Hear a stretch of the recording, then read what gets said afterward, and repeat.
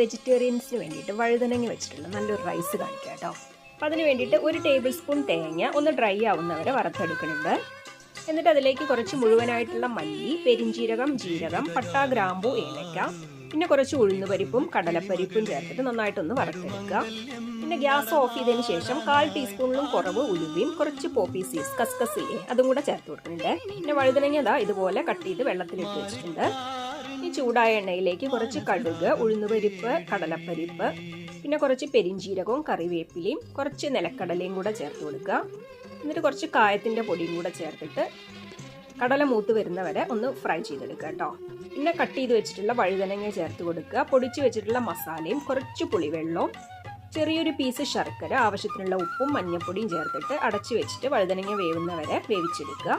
ഇനി വേവിച്ച് വെച്ചിട്ടുള്ള റൈസും കുറച്ച് ഉപ്പും കൂടെ ചേർത്ത് നന്നായിട്ട് മിക്സ് ചെയ്തെടുക്കുക. ലാസ്റ്റിൽ കുറച്ച് നെയ്യും കൂടെ ചേർത്ത് കൊടുക്കുക.